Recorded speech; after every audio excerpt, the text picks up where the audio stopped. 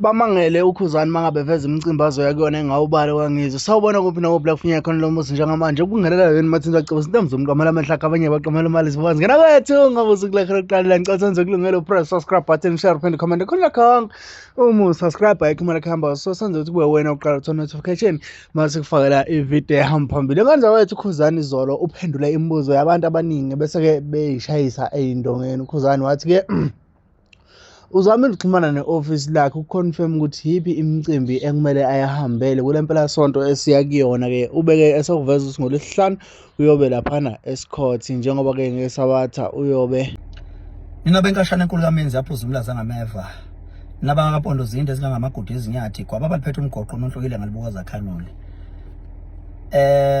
ngiyabingelela sizwe sakithi ngiyabingelela kuzona zonke inkalo Khuzani lomfana kaMpungose inkosi kaMaskandi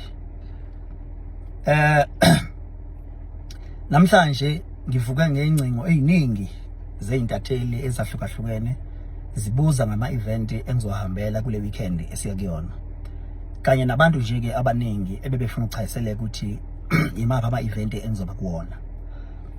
Ngibeke sengidecide ukuthi mangiyenze le video ngicacise ukuze bengezukuba ne-confusion yokuthi kuphi lapho engiyakhona ikuphi lapho engayikhona.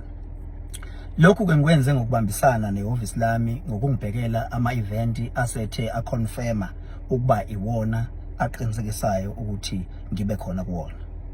Ngizoqala ke ngolwesihlanu ngizoba seBhula laphana ke eHerigwala event iqala ngo-10 ekseni.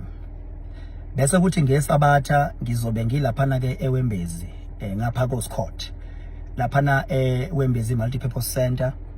I-event iqala ngo-10 ekseni. Bese mangisuka khona lapho ngalisabatha ngizobe ngilibangise eMoses Mabhida Stadium la khona engiqashwe khona ukuba ngizojabulisa abantu. eMoses Mabhida ngesabatha ngaphakathi eMoses Mabhida ngaphakathi ngizobe ngiperforma khona ngomhla ka-10.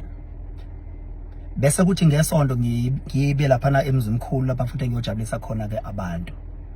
Ilama event ke aqinisekiswe ihhovisi engisebenzisana nalo ukuba yiwona ama event engizowahambela.